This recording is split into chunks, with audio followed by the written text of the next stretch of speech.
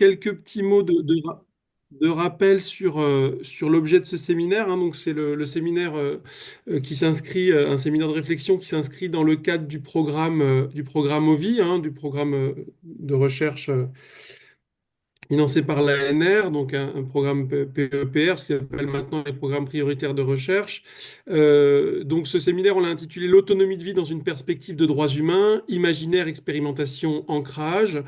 Et il a notamment pour ambition, enfin c'est pas la seule, mais peut-être plus en lien avec ce qui nous occupe aujourd'hui, pour ambition une réflexion sur la manière dont les droits fondamentaux, le langage des droits humains, transforment ou peut constituer un levier de transformation, peuvent constituer un levier de transformation du champ de la protection et de l'accompagnement des personnes vulnérables ou vulnérabilisées.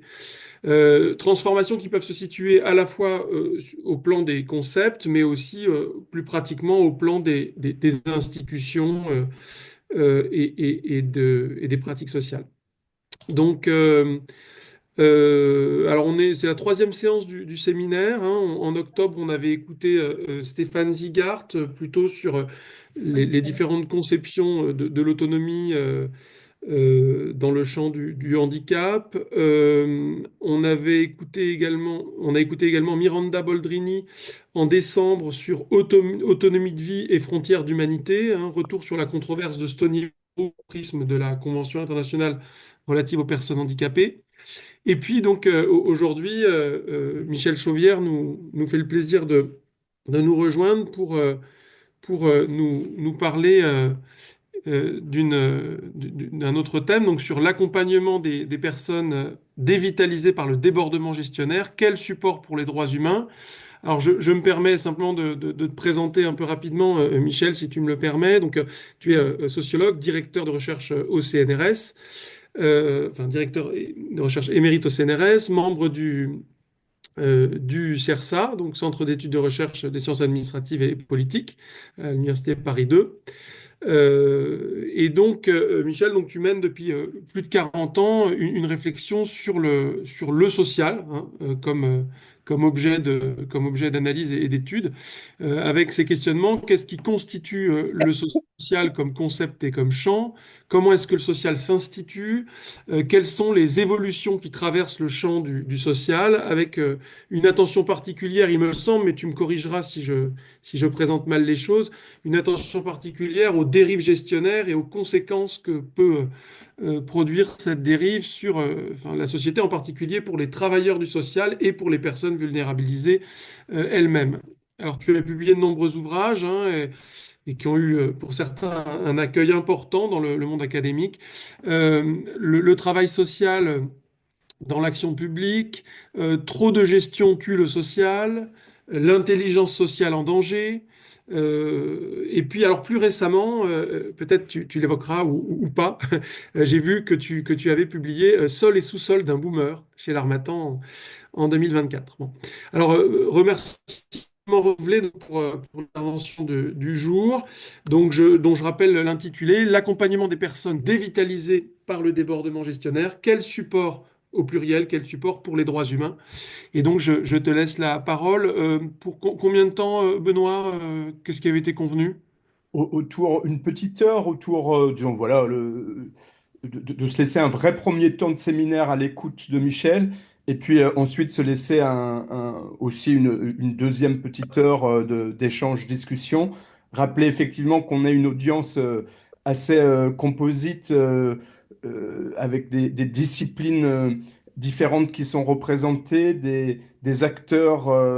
Une transdisciplinarité aussi des savoirs qui est représentée. Donc voilà, avoir le temps de la discussion, c'est aussi évidemment important.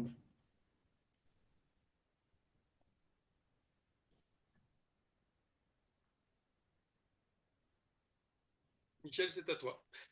Ah d'accord, bon, ben, je n'entendais plus rien. Est-ce que vous m'entendez là correctement? Oui, Très bien. oui, ça va, c'est bon. Merci, merci de m'avoir invité. Merci à Benoît et à Paul, que j'ai rencontrés à des occasions différentes, mais toujours riches. Je voulais aussi signaler que dans le titre, dévitaliser ne s'applique pas aux personnes, mais s'applique à l'accompagnement, hein. Il y a une espèce d'ambiguïté là dans la façon dont j'ai organisé les mots. Voilà. Alors, écoutez, pour qu'il n'y ait pas de méprise sur ma présence ici aujourd'hui, je dois d'abord vous dire un peu d'où je parle. Alors, ça a été évoqué par Paul tout à l'heure, mais je voudrais préciser deux ou trois aspects. Alors, dans mes travaux de recherche, je ne suis pas concentré sur une seule population ou sur un seul projet humaniste, ce dont je reste et je partage d'ailleurs totalement les intentions. Et je travaille principalement sur ce que délibérément j'ai appelé le social, alors pas tout à fait tout seul, le social en acte. En d'autres termes, sur les différentes formes de l'engagement dans le domaine du social au sens large, considérant non seulement les motivations, mais aussi les réalisations comme telles, lesquelles sont forcément historiques, multiples, hétérogènes et bien évidemment politiques. C'est une sorte de sociologie de l'action en train de se faire, sans jamais négliger la question des droits, bien sûr, sans lesquels bon nombre de ces montages ne tiendraient pas. C'est dire enfin qu'à mes yeux, l'engagement sous l'égide de Cap Droit, que je découvre à cette occasion, à l'occasion de cette journée, fait partie de ce que j'appelle le social en acte. Vous en êtes même un excellent exemple qui, s'agissant du handicap, combine, si j'ai bien compris, le travail proprement juridique, les travaux de recherche dans plusieurs disciplines, ce que vous appelez les travaux académiques, et une collaboration active avec les personnes concernées, plus souvent des majeurs que des mineurs d'ailleurs, mais je peux me tromper. Cette problématique du social en acte s'est imposée à moi après avoir d'abord pratiqué longtemps les professionnels du travail social dans divers engagements, toujours liés à des populations désignées, pauvreté, chômage, délinquance, enfance en roue libre, j'emploie cette formule un peu générale, handicap, évidemment, immigration, etc., etc. Puis j'ai élargi mon envie de comprendre les formes instituées de l'action collective via des associations, le plus souvent, je pense par exemple aux mobilisations des parents durant les années 60 ayant obtenu l'extension de l'assurance maladie pour la prise en charge de leurs enfants handicapés, avant de créer en 60 l'UNAPI, devenu reconnu d'utilité publique dès 63 et qui continue d'être un acteur collectif, d'autant que leurs enfants d'hier sont devenus certains des adultes d'aujourd'hui. Fin de parenthèse. Donc des associations ou bien encore des associations de protection de l'enfance qui agissent en partie sur montage judiciaire ou dans un cadre plus administratif. Ce qui m'oblige dans toutes ces situations d'analyser les politiques publiques qui permettent, accompagnent et parfois freinent de tels développements.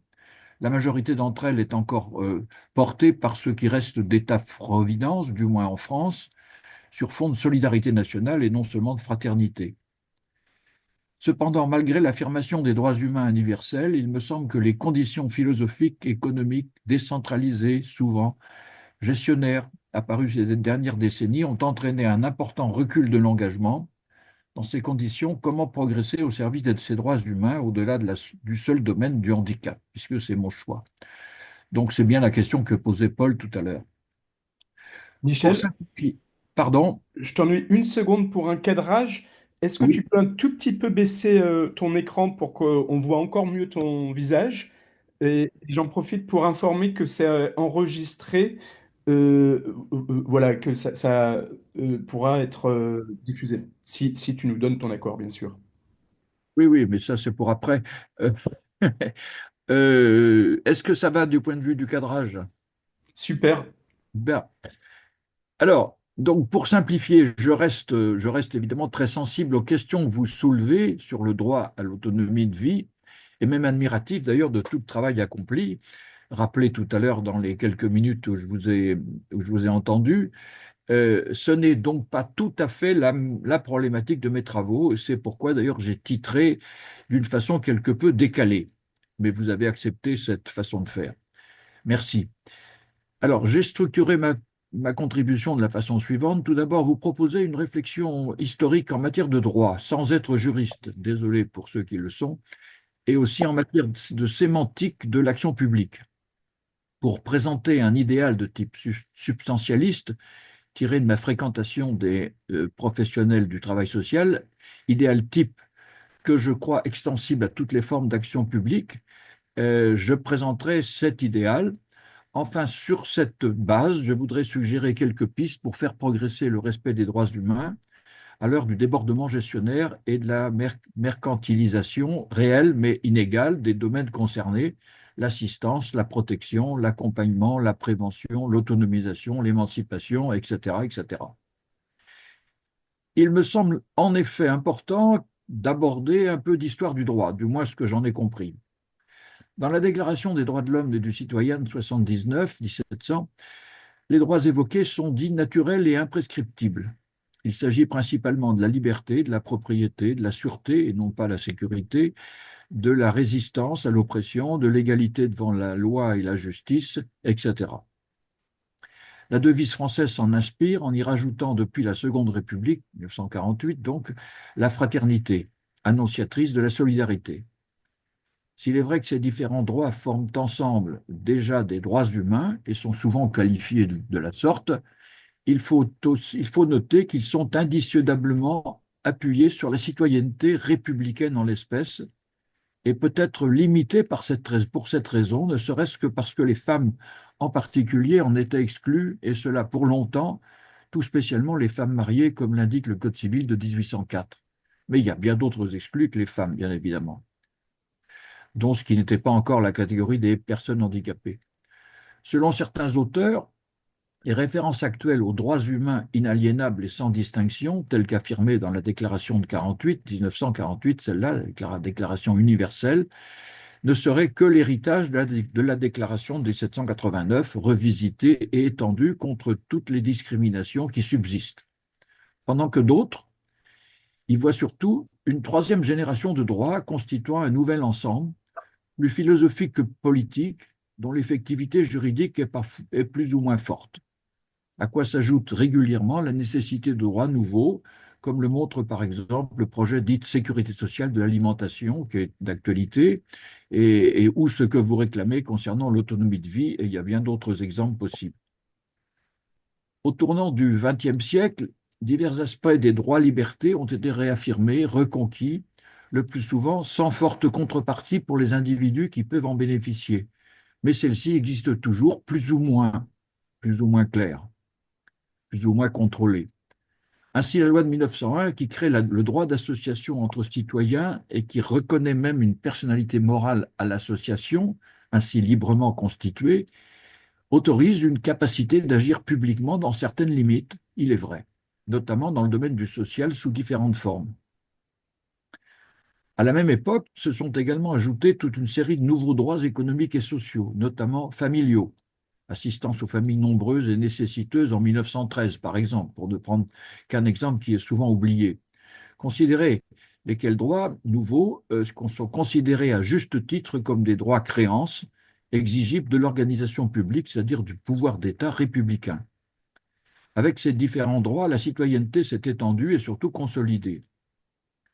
Dans la foulée, apparaîtront plus tard le droit du travail, par exemple à la retraite dès les années 1910, le droit à la santé dans une perspective d'abord hygiéniste, et plus tard le droit au logement, puis beaucoup plus tard le droit au logement, renforcé par le qualificatif opposable, d'ailleurs qu'on peut discuter, d'allo, bien que ce soit une forme de pléonasme. On ne peut pas vraiment dire que l'inclusion, cet objectif désirable qui se répand dans de nombreux domaines aujourd'hui, bien au-delà du seul handicap d'ailleurs qui l'a initié, soit en l'état un droit, ni même qu'il faudrait qu'elle le devienne.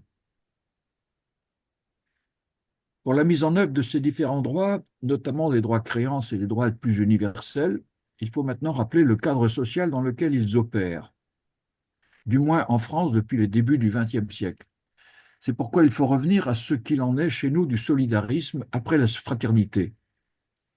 L'idée d'interdépendance sociale entre les humains, au-delà des seuls citoyens, donc de la dépendance politique, est en effet une des bases philosophiques du déploiement juridique et institutionnel de l'État-providence, théoriquement au service de tous, malgré les grandes inégalités de genre, d'âge, de travail ou d'autonomie, qui parfois en font douter, et malgré de fortes exclusions, souvent expliquées par certaines incapacités constatées, le croit-on, du moins le croit-on, quel que soit l'âge, des incapacités parfois même mesurées. Je pense simplement à l'invention du quotient intellectuel au début du XXe siècle. Mais à la même époque, d'autres références sont également à l'œuvre, notamment la doctrine sociale de l'Église catholique après Rerum Novarum en 1891, dont le dessein est aussi de faire face à l'urgence de la question sociale, une doctrine très politique en cela, qui, en dépassant la simple charité, va irriguer une partie importante des engagements volontaires en voie de professionnalisation, notamment à des fins d'assistance ou autres, d'où en partie l'apparition des assistantes sociales à cette époque, ou encore de défense de certains usagers, je pense aux familles et aux associations familiales par exemple. Personnellement, j'évite la qualification d'usager, préférant plutôt celui d'ayant droit en raison de leur situation juridique. Fin de parenthèse. Et puis opère encore une troisième source essentielle, à savoir les progrès du mouvement ouvrier depuis la Révolution de 1830, et spécialement celle de 48, marquée, on le sait, par l'échec social des ateliers nationaux lors de la Seconde République. Les revendications anciennes d'un droit au travail se trouvent alors consolidées par les socialismes utopiques et le marxisme, concurremment d'ailleurs à l'approche catholique, s'agissant par exemple du débat sur la question du juste salaire. Qu'est-ce qu'un juste salaire? Les positions sont radicalement différentes. Ce type d'action collective est désormais légalisé, ce qui permet la reconnaissance des syndicats, ouvriers, CGT, bien sûr, mais aussi CFTC, à la même date, et certains progrès importants du droit du travail que l'on connaît. Remarque très politique et très personnelle, mais je pense que vous serez nombreux à la partager, toutes ces avancées correspondent précisément à ce que les libertariens, ces libéraux radicaux de droite ou d'extrême droite qui arrivent aujourd'hui au pouvoir dans différents pays, cherchent à réduire à néant au profit de la seule liberté individuelle du business, associée aux nouvelles technologies envahissantes, qui se fondent sur un individualisme plus populiste et direct que citoyen et démocratique, au sens que généralement nous donnons à ces notations. Fin de ma remarque. Mais comment sortir de ce narratif historique pour essayer de comprendre ce qui se joue aujourd'hui avec la référence appuyée dans certains milieux d'action collective et de pensée aux droits humains? Première remarque, j'ai trouvé dans le premier axe de la présentation du séminaire la question suivante. En fin de développement, s'agit-il de penser le passage d'un système de protection fondé sur la délégation ou la représentation de l'individu incapable à un dispositif fondé sur l'assistance et l'accompagnement? Cette question m'a semblé intéressante, mais sa formulation n'est pas, à mon avis, tout à fait précise, tout à fait assez précise au plan sémantique. Car on ne voit pas de distinction majeure entre les actions dites de délégation, je ne comprends d'ailleurs pas beaucoup ce terme, et de représentation, c'est les individus, hier encore considérés comme des incapables, et les actions dites par contre d'assistance et d'accompagnement. Il me semble en effet que dans l'assistance, qui est sans doute la notion la plus ancienne dans la matière et qu'on voit réapparaître maintenant, l'assisté n'a jamais été et n'est pas davantage aujourd'hui un individu autonome.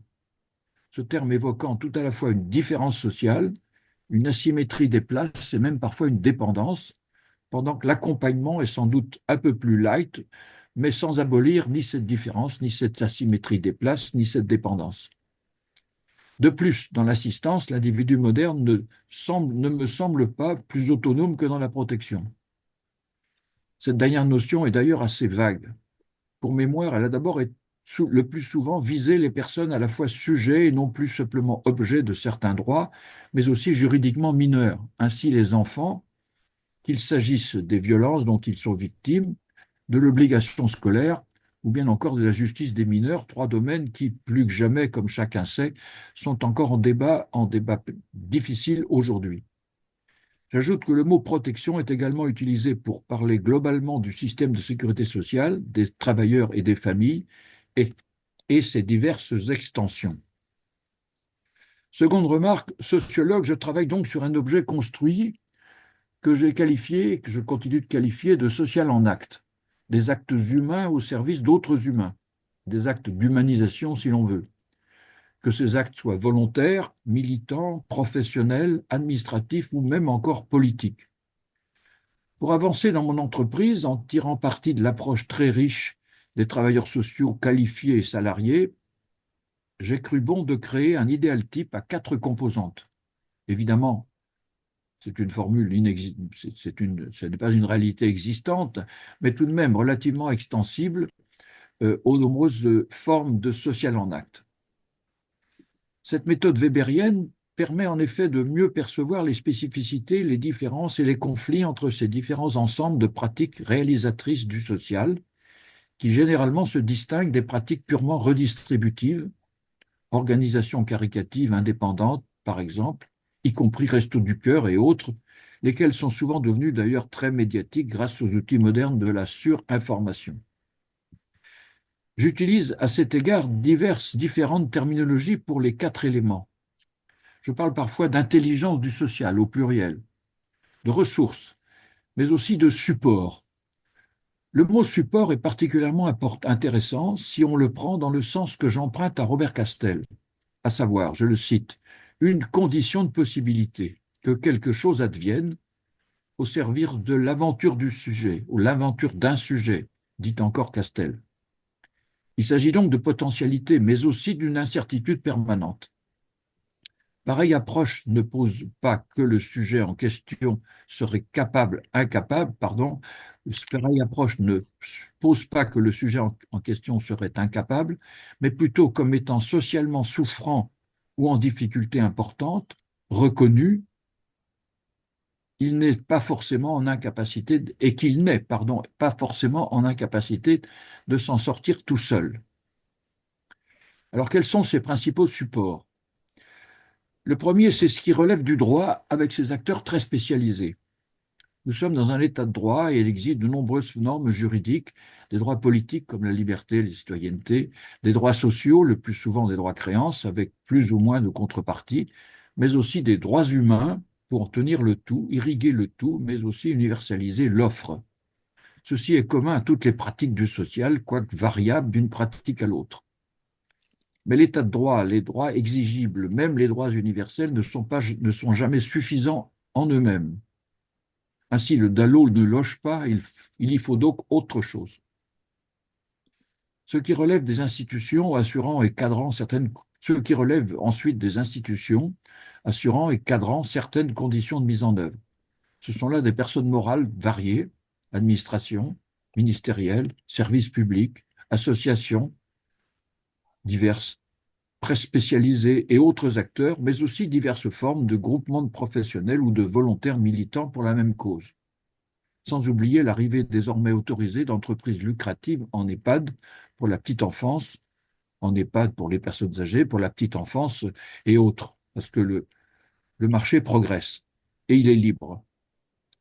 Troisièmement, ce qui relève de l'immatériel, c'est-à-dire de ce qui relève principalement des savoirs et de leur usage, notamment dans les formations, mais aussi à l'occasion de diverses manifestations publiques, en distinguant plusieurs sortes de savoirs qu'on ne peut guère opposer, tout spécialement dans le cadre des formations professionnelles, qu'elles soient à l'université, en IRTS, en établissement privé lucratif, apprentissage ou autres.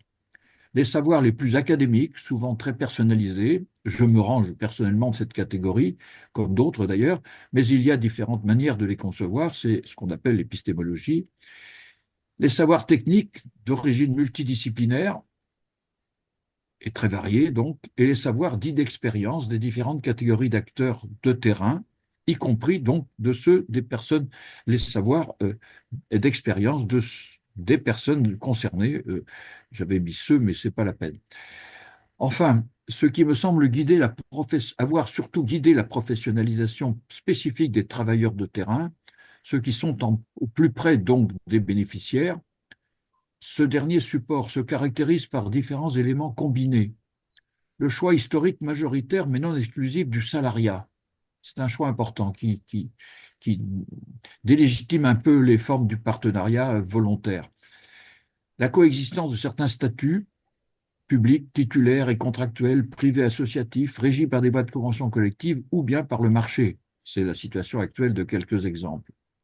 Et surtout une éthique de la pratique d'accompagnement des personnes concernées, quel que soit leur âge, leur personnalité, leurs problèmes. Ce que l'on peut qualifier, je crois, de clinique.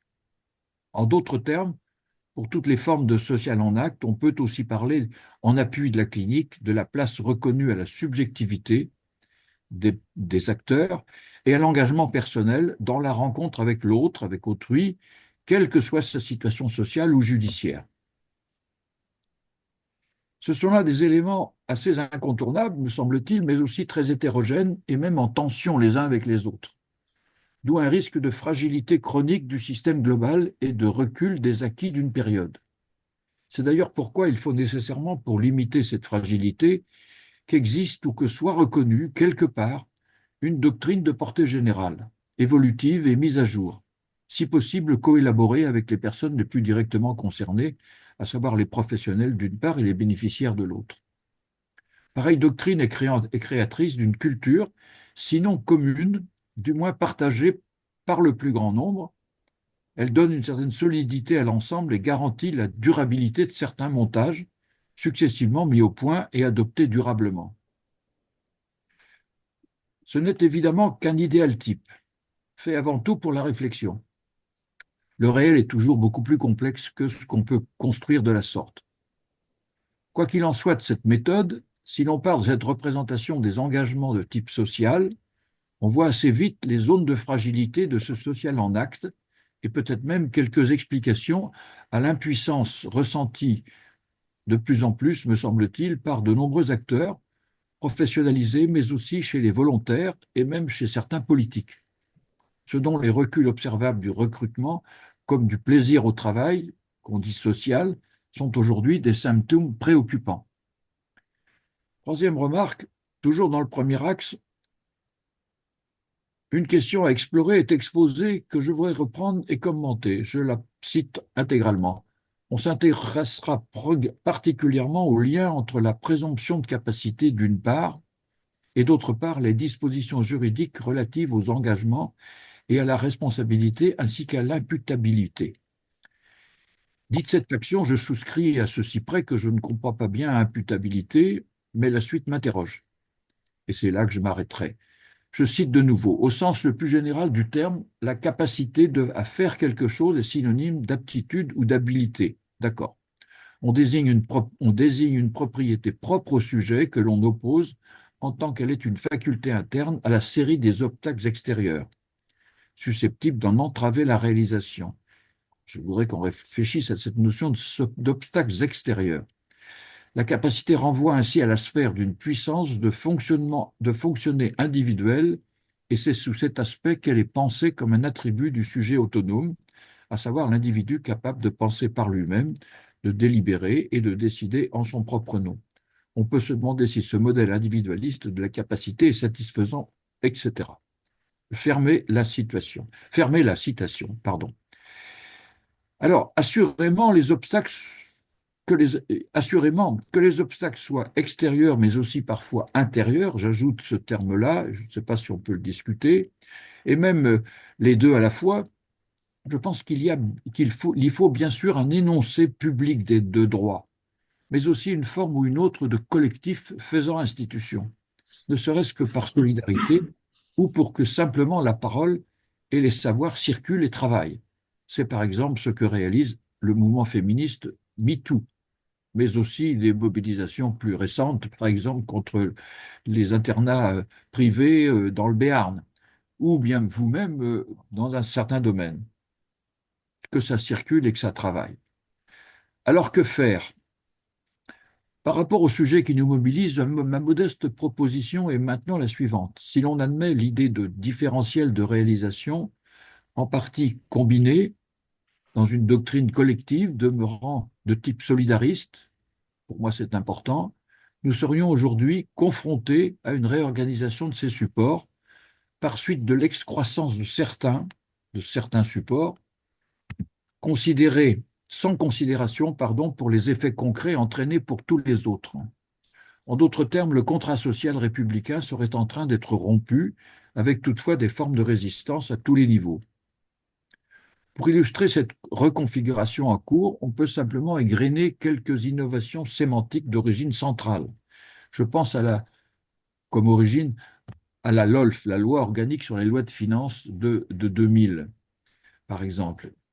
Ces innovations sémantiques colonisent les pratiques au nom du New Public Management, c'est-à-dire d'un nouveau régime d'allocation de moyens publics de type, de type politique de l'offre et non plus de politique de la demande.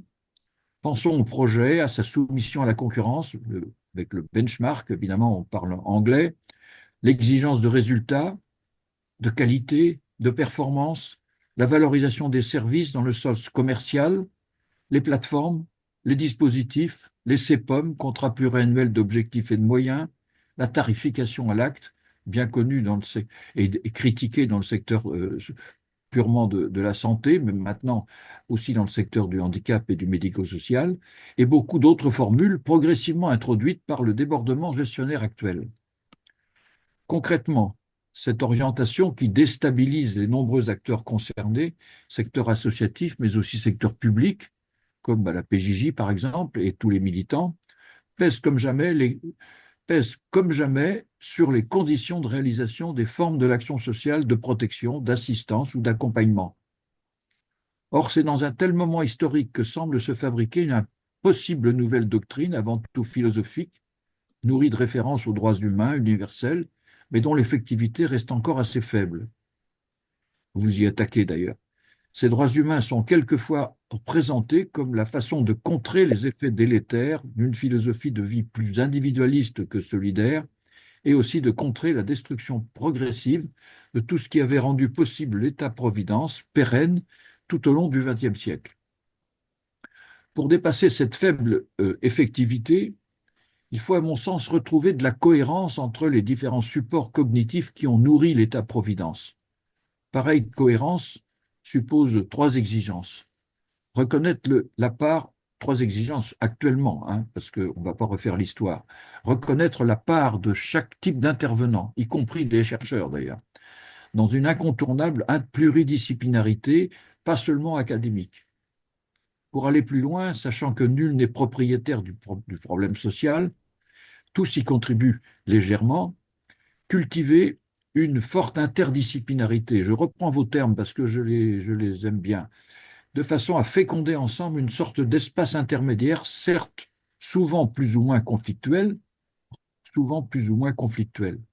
en y ajoutant, et là je reprends aussi un terme que vous employez, un objectif de transdisciplinarité, par dépassement de ces échanges. Alors, c'est mon interprétation en tout cas, par dépassement de ces échanges pluri- et interdisciplinaires pour tenter de consolider une nouvelle intelligibilité collective de la question sociale, qui s'amplifie, et de la situation problématique dans laquelle nous nous trouvons tous. Sans oublier évidemment de toujours associer les personnes concernées, consentantes, mais sans en faire une contrepartie ni même une norme, comme on l'a fait quelquefois. Plusieurs chantiers me semblent importants à examiner pour déconstruire certains implicites, à mon avis dommageables. Ainsi, à propos des usagers, que je préfère maintenant qualifier d'ailleurs de rapports sociaux d'usage, qualifiés non seulement d'ayant droit, mais aussi plus exactement, plus sociologiquement, de rapports sociaux d'usage. Ces rapports sociaux singuliers sont aussi anciens que l'État-providence lui-même, avec depuis cette date de nombreux obstacles à franchir. Ainsi, dans le domaine de la scolarisation, chacun connaît les difficultés des organisations de parents d'élèves et les questions que ça pose. Ou bien encore dans le champ familial, les tensions relatives à l'extension des allocations familiales et à leur cogestion tardive dans les caisses d'allocations familiales. Ou encore les difficultés du logement social depuis l'entre-deux-guerres et les mobilisations de mal logés, etc., etc. Depuis longtemps, certaines organisations populaires investissent ces différentes causes, considérées non seulement comme une somme de situations purement individuelles, mais aussi dans un rapport de force organisé, c'est-à-dire collectif. Aujourd'hui, il faut s'arrêter sur la signification du recours à la catégorie de l'usager, imposée notamment par la loi 2002, dite, vous le savez, de rénovation de l'action sociale et médico-sociale, qui d'ailleurs emprunte beaucoup à la philosophie de la LOLF dont j'ai parlé tout à l'heure. Le mot gêne aujourd'hui un certain nombre d'intervenants, et avec raison. D'autres dont je suis rappellent qu'il n'y a que deux sources à l'idée d'usager, soit le citoyen seul et soutenu par une organisation face aux institutions pour telle ou telle raison, soit alors l'usager considéré comme client ou consommateur de services qu'on lui propose, de manière évidemment limitée et contrôlée. C'est d'ailleurs pourquoi il faut aussi aborder la notion de service très rapidement. Le mot a depuis longtemps plusieurs significations: service religieux, service charitable, service public, service social, etc. Mais la directive européenne de 2003 sur les services est très claire à ce sujet. Je la rappelle. Cette directive stipule en effet que toute activité de service est une activité économique sur un marché donné, Ce qui veut dire que quelle que soit la qualité du projet, les intentions et les qualités sociales et humanistes des acteurs, c'est un marché. Un service est un marché. Corrélé avec le principe de concurrence libre et non faussée, on a là les effets du néolibéralisme dominant et quelques raisons de l'extrême difficulté d'agir pour les acteurs de terrain que nous sommes tous, quelles que soient nos disciplines et nos objectifs. Pour moi qui ai beaucoup reçu, et je le reconnais, les objectifs sont doubles: comprendre seul, mais aussi avec d'autres, et surtout partager. C'est un peu ma façon à moi de rendre. Je vous remercie pour votre attention. J'espère ne pas avoir été trop long. Merci beaucoup. Merci beaucoup, Michel. Non, tu n'as pas du tout été trop long. Euh, alors, peut-être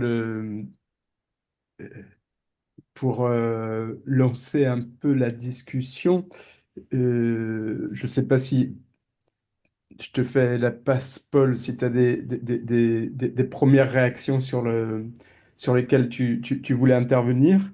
Là, tu nous as ouvert la réflexion et le temps d'ordonner un peu les questionnements mérite peut-être voilà, voilà, de prendre d'abord des réactions spontanées. Marie-Hélène Isern-Réal. Ah oui, est-ce que vous m'entendez?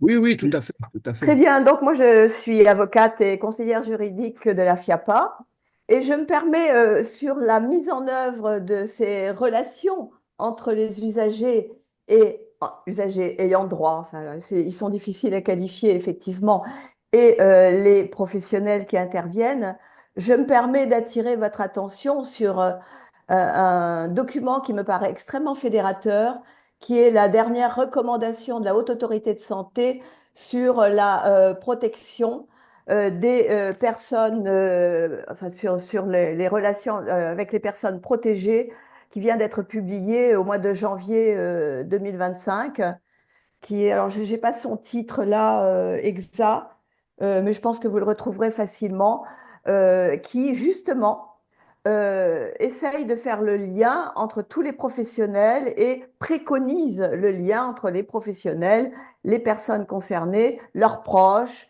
et l'ensemble des professionnels. Ça me paraît extrêmement important parce que ce serait la mise en œuvre de vos souhaits sur une relation réciproque. Ben, je vous remercie pour cette remarque. Elle correspond effectivement à ce que j'ai essayé de dire. Je n'avais pas connaissance précisément de cette recommandation, sauf que je me souviens en avoir trouvé un extrait dans un journal quelconque. Donc, ça ne m'étonne pas. Mais voilà, je ne l'ai pas examiné de très près. Voilà. Merci en tout cas.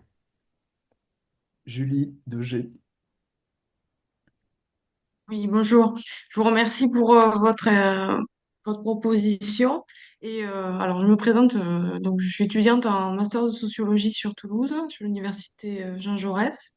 Alors, j'ai des tas de questions, mais je vais commencer par une question qui est juste de compréhension et revenir sur vos quatre éléments du social en acte et sur les quatre idéal types, si j'ai bien compris, et en quoi ces quatre supports sont-ils en compétition? Il me semblait que c'était le terme employé, mais peut-être que je me trompe. En tout cas, il y a des liens entre les quatre et j'aimerais que vous puissiez en développer un peu plus.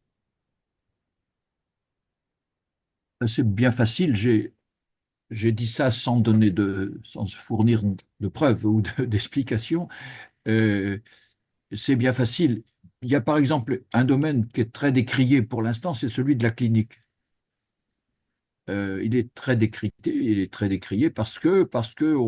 enfin, d'une certaine façon, on ne veut pas payer pour ça.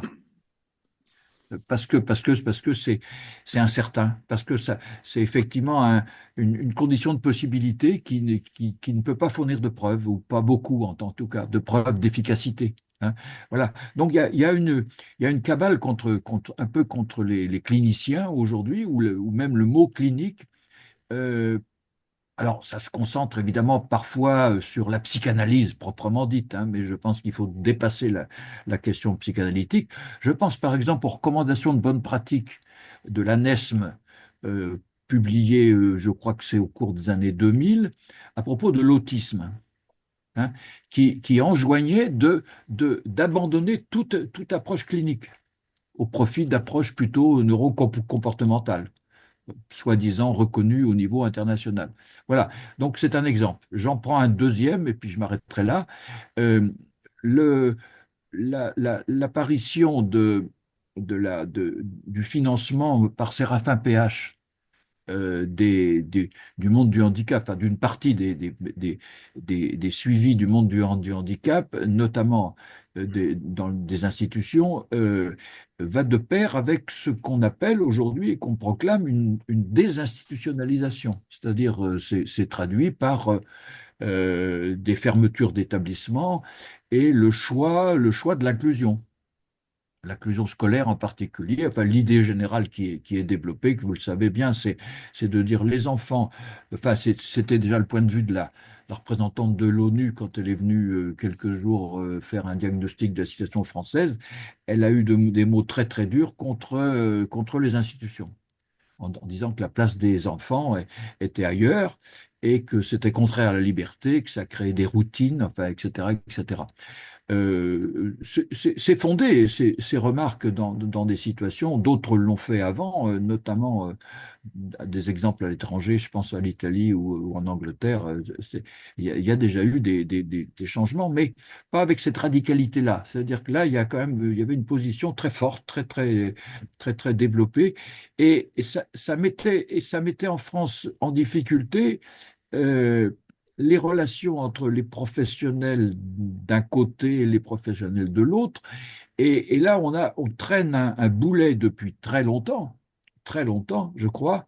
C'est l'espèce de mur de Berlin qui sépare les éducateurs dits spécialisés des éducateurs scolaires, c'est-à-dire des enseignants. Hein. Très curieusement, ces deux champs sont structurés euh, non seulement de manière différente, mais presque l'un contre l'autre. Moi, j'ai fait ma thèse sur l'enfance inadaptée et l'héritage de Vichy. Ça a été arraché à une certaine période. Voilà. Donc, on est sur ce genre de tensions, alors qui sont pas toujours violentes, mais qui sont réelles. Et le droit ne régule pas tout à fait ça. Et les pouvoirs, les savoirs qui circulent quand même au milieu de tout ça ont beaucoup de mal à analyser ces situations. En tout cas, moi, je m'y essaie. Voilà. Merci. Florian, Florian Scheller. Euh, vous m'entendez? Moi, j'ai plusieurs remarques sur la première où on parle de la sécurité sociale de l'alimentation. Je Oui. dirais, faisons attention avec le terme sécurité sociale de l'alimentation. Aujourd'hui, ces groupes de travail sont menés par les bras forts de la FNSEA et du COPA-COGECA en Europe. Sont aujourd'hui, pour faire une sécurité sociale de l'alimentation, il faudrait revenir à une alimentation territorialisée à des coûts raisonnables où, au lieu d'avoir une aide à l'alimentation, il y aurait une, un soutien technique, c'est-à-dire que, par exemple, j'ai donné un, une idée toute bête, on va dire que une filoche de banane coûte 3 euros. Au lieu d'aller à la Croix-Rouge, à la Banque alimentaire ou au Resto du Cœur, il y aurait 1 euro qui serait pris par le département 3 euros, 1 euro euh, par le distributeur et 1 euro par consommateur pour que le consommateur soit acteur de son alimentation équilibrée et saine. Parce qu'aujourd'hui, est-ce que vous avez déjà été dans un rayon de distribution de denrées alimentaires? Pour moi, aujourd'hui, c'est les professionnels de la malbouffe. On récupère des grandes marques avec, il y a des produits sains, mais il y a beaucoup de produits ultra transformés. Donc attention à comment on amène une alimentation saine aux personnalités, aux personnes vulnérables. Et moi, j'ai eu un exemple là dernièrement. J'ai eu un rappel de notre ami EDF qui m'a demandé beaucoup trop d'argent.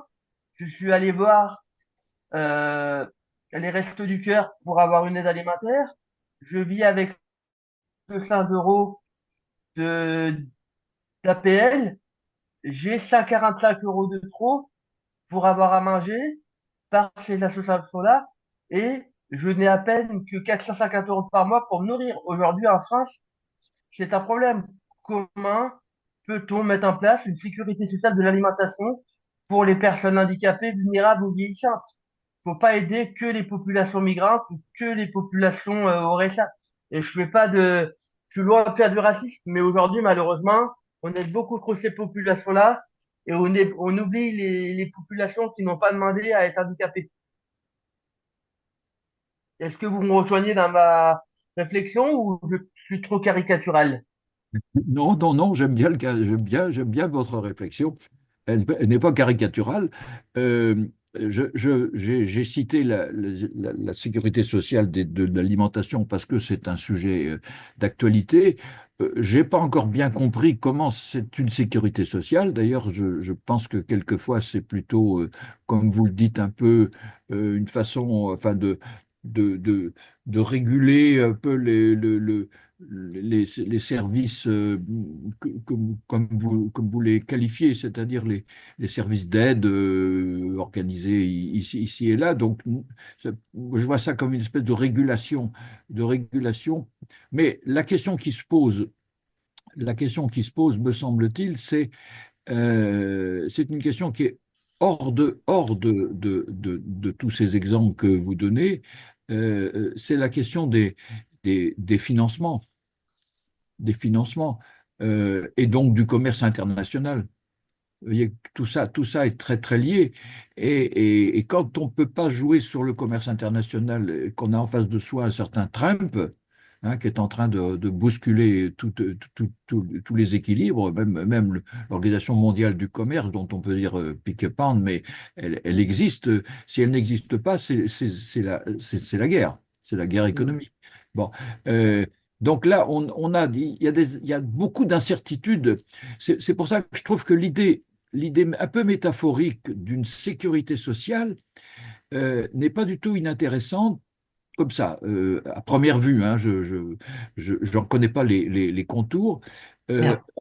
non pas parce que il y aurait, comme dans la sécurité sociale, maladie,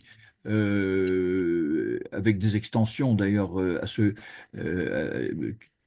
importantes, il y aurait, comme dans la sécurité sociale, maladie, un des cotisants d'un côté et d'autre part des bénéficiaires.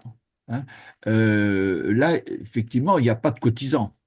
Voilà. Mais Alors, en fait, c'est un ouais, point important à revoir dans les alimentaires, c'est qu'aujourd'hui, on donne à manger aux gens, on les rend pas acteurs d'un retour à l'économie. Aujourd'hui, vous allez au Resto du Cœur, on vous donne un panier équivalent à 80 euros quand vous êtes tout seul. Quand vous êtes trois, c'est 150, 160 mais euros. Ok. j'entends Mais bien, aujourd'hui, c'est pas acteur de la personne. j'entends bien, mais je ne sais pas comment répondre à ce que vous dites. Je ne sais pas comment répondre. Je commande simplement le fait que est-ce que est-ce que ça améliore, est-ce que ça régulerait un peu mieux tout ça que si on avait une sécurité sociale de l'alimentation. Voilà, c'est ça ma remarque. On peut craindre que ça soit pas mieux. Hein, que ça s'améliore pas. Ce que vous dites sur la qualité, sur la charité, les limites de la charité, etc., etc., je l'entends tout à fait bien. Mais est-ce que sécurité sociale, ça apporterait quelque chose? En tout cas, ça fait parler pour l'instant. ça fait parler. C'est-à-dire D'accord. il y a il y a comme dans certaines initiatives, ben, il y a un problème de prise de parole. Et ce n'est pas le seul exemple, hein, il y en a plein. Alors, je trouve que votre parole est importante. Maintenant, du point de vue de ça, des conditions de la réalisation de ça, pour l'instant, faut suivre, essayer de discuter. Ça a été lancé par des groupes militants, des groupes locaux. Vous savez, il Oui, y a par des, exemple, les FESMER qui travaillent beaucoup là-dessus. oui, oui, il y a du monde. Maintenant, avant que ça devienne une institution, véritablement, c'est bien ça pour ça que je parlais d'institution, ben, il faut sans doute encore travailler beaucoup, beaucoup, et liquider, enfin, dépasser certains rapports de force actuellement très, très lourds, très, très lourds. Hmm. Véronique Lert. Oui, bonjour. Je voulais vous demander si vous pourriez développer un petit peu sur ce que vous entendez par les débordements gestionnaires. Hein. Qu'est-ce que vous mettez derrière? Parce que pour moi, ça fait écho à pas mal de choses que j'ai connues professionnellement. Voilà, donc je vais voir un peu ce que vous mettez derrière. Ben, j'en ai donné quelques éléments, hein, je peux reprendre. C'est pas un avis critique de la gestion en tant que telle, c'est-à-dire qu'elle a toujours existé et elle est nécessaire, je crois. Euh, c'est plutôt une stratégie que j'ai vu apparaître, parce que je commence à avoir un certain recul du fait de mon âge, que j'ai vu apparaître doucement, discrètement d'abord, et puis de plus en plus explicitement et revendiqué ensuite. Hein. Ça, l'avance, c'est les années 90, si vous voulez, c'est très daté tout ça, et la suite, c'est les années 2000 jusqu'à aujourd'hui. Hein. Alors, qu'est-ce qui a joué? Moi, j'étais frappé, par exemple, comme un des effets pervers de la Oh, décentralisation. c'est là. Je peux pas Attends, manger des croquettes. ah, Ils vont peut-être venir sur la compagnie, hein. Il faut que tu manges des croquettes. Je veux pas de croquettes. qui est-ce qui parle là? Excusez-moi, il y a On fait la soupe tout de suite. Stéphanie Houlet, est-ce que vous pouvez couper votre micro, s'il vous plaît?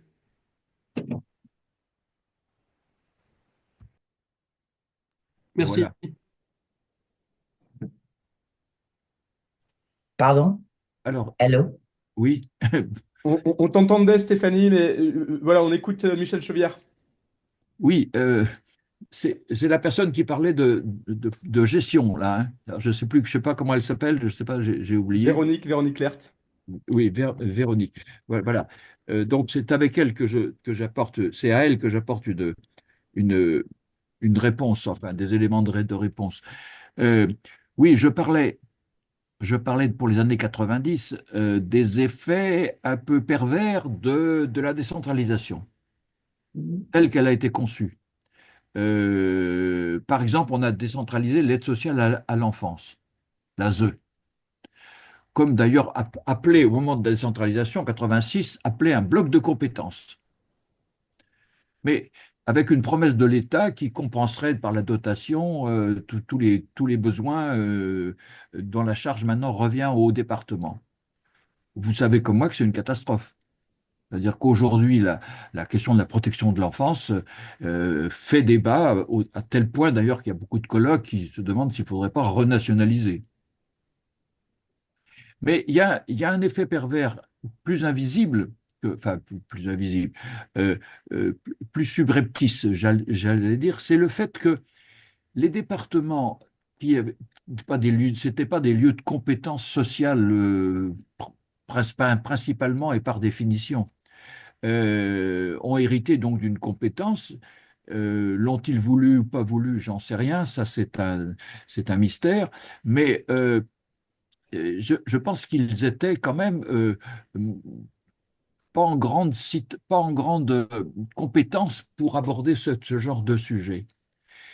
La conséquence de quoi, c'est qu'ils ont développé une politique à l'égard des instruments existants de l'intervention sociale, que ce soit les associations, les professionnels et quelques autres, notamment des organisations plus libres, ils ont développé des façons de faire assez nouvelles. Par exemple, on a très rapidement mis en concurrence les gens les uns avec les autres. on a déconventionné les équipes de prévention, par exemple. Et on a ensuite recherché comme on dit, les mieux-disants et les moins coûtants. Hein. C'est-à-dire qu'on a progressivement appliqué, est-ce qu'on l'a voulu ou pas voulu, j'en sais rien. Il y a une espèce d'imposition normative globale qui a sévi en France, comme ailleurs d'ailleurs, elle nous vient d'ailleurs, elle nous vient des pays anglo-saxons en grande partie, ce qu'on appelle le néolibéralisme ou l'ordolibéralisme européen. Et donc, on a vu se développer des façons nouvelles de développer des politiques publiques dans ces domaines. Hein. Voilà, ça c'est avant 2000 on a un exemple de ça, deux exemples si vous voulez. L'ouverture au marché des personnes âgées dépendantes, ce qui a créé les EHPAD lucratifs avec des actionnaires qui ont mis de l'argent là-dedans. Vous avez dû recevoir, comme moi, les uns et les autres, des invitations à investir dans ce genre de domaine. Pourquoi? Parce que on a d'une part reconnu, vu que les personnes âgées dépendantes étaient solvables, et deuxièmement, que le patronat français a obtenu, dans les conditions politiques que je rappelle, le droit d'y faire des affaires. Ça, c'est une affaire, ça remonte à un Anglais, le professeur, je ne sais plus comment, Cohen, qui avait théorisé la possibilité de faire du profit avec la pauvreté, à condition de s'y prendre d'une certaine façon.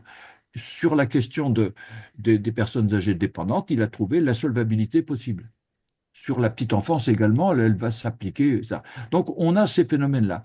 Et puis, avec l'adoption de la LOLF, dont j'ai dit quelques mots, la loi organique sur les lois de finances, c'est l'État lui-même qui s'est réformé dans sa façon d'allouer des moyens publics à tous ceux qui en consomment. Et Dieu sait que le social en consomme beaucoup. Ce n'est pas les seuls, bien évidemment, il y en a un peu partout. Mais donc ça a eu des effets, non seulement dans le monde associatif s'occupant du social, dans le monde public s'occupant du social, mais aussi dans le monde scolaire et autres. On voit tout ça très très prochainement, très très rapidement, et se développer. Et moi, je pense que le secteur social n'a pas échappé à tout ça. Pour preuve, les outils dont j'ai parlé, dont j'ai dit très très rapidement les titres, j'ai pas dit à quoi ils servaient, mais je pense à des recommandations de bonne pratique, je pense à la régulation par l'usager qui est très ambiguë parce que l'usager est considéré comme un client de service. Hein, voilà, on n'est plus dans la politique de la demande qui était à base de solidarité nationale. Hein, on est dans une politique de l'offre de services ajustée aux besoins tels qu'on les comprend, c'est-à-dire de manière un peu limitée, forcément limitée et sous contrôle. Voilà. Donc, il y a toute une série d'outils, j'en ai cité quelques-uns, mais les plus étonnants, c'est par exemple l'apparition de l'Agence nationale d'aide à la performance, l'ANAP. C'est arrivé avec la loi HPST sur la santé. Hein. Du temps de la présidence de M. Sarkozy. Mais il y a de la continuité, faisant quels qu'aient été les présidents de gauche et de droite, il y a une forte continuité, puisque la LOLF est sortie de l'époque Jospin-Chirac. Voilà, c'est un peu tout ça, et tout ça qui n'a pas fait l'objet d'une analyse critique suffisante dans les milieux concernés, parce qu'il y a eu d'abord une espèce de stupéfaction qu'on puisse les gérer comme ça. Hein, alors, il y avait des vieilles habitudes de gestion, certes, qui étaient sans doute critiquables et améliorables, mais je pense que là, on a transformé le social en acte, en quelque chose qui ressemble à de l'entreprise sociale. D'ailleurs, d'ailleurs, je vais m'arrêter parce que je pourrais être très long sur le sujet, mais d'ailleurs, la loi Hamon de 1974 ou 76, je ne sais plus trop, sur l'économie sociale et solidaire, a créé cette espèce de nouvelle catégorie des entreprises sociales. des termes qui sont en eux-mêmes assez contradictoires. Le social n'est pas d'abord une entreprise, c'est d'abord une redistribution, une solidarité. Voilà. Est-ce que j'ai répondu à votre question? Oui, moi je ne le voyais pas exactement dans la même perspective, mais parce que là, en fait, vous évoquez surtout ce basculement vers du néolibéralisme qui va dans tous les systèmes, toutes les organisations. Je me disais que la NAP, peut-être ça pourrait faire partie des agences qui pourraient être supprimées, là, dans le cadre du problème budgétaire de la France. C'est- C'est une plaisanterie. Et moi, je voyais beaucoup, Mais il faut aller chercher Must, hein, mais pour je faire. voyais beaucoup plus dans l'inflation, en fait, des normes qui finissent par être tellement nombreux. Et puis dans le décalage entre les textes et les pratiques possibles, qui fait que ça, enfin, ça me donne ça donne un peu le sentiment que ça finit par écraser tout le monde et que plus personne ne peut lever le petit doigt parce qu'il y a, on passe notre temps à ouvrir les parapluies. Ce qui fait que finalement, plus beaucoup, ça devient difficile d'agir. Voilà. Et donc, je le voyais plutôt dans ce sens-là, moi. Et puis, je voyais aussi quand même le débordement gestionnaire dans l'inflation aussi comment dire, des documents à remplir, des comptes à rendre qui parfois deviennent tellement. Moi, le mot qui me venait à l'esprit, c'est cartésien. Tellement cartésien, c'est un mot qui m'est revenu à l'esprit en y réfléchissant, alors que c'est un mot que j'avais pas utilisé depuis beaucoup d'années, et où je me disais, ben, c'est un peu la France, c'est-à-dire qu'on veut tellement être précis qu'on finit par tout découper en tout petits morceaux, et que au final, ben, on n'arrive plus à s'y retrouver parce que ça devient trop compliqué, quoi. Voilà, et que ça devient un petit peu presque même inexploitable, tellement c'est c'est émietté. Voilà. Et du coup, on n'arrive plus à avoir des visions globales et on n'arrive plus trop ni à agir ni à avancer.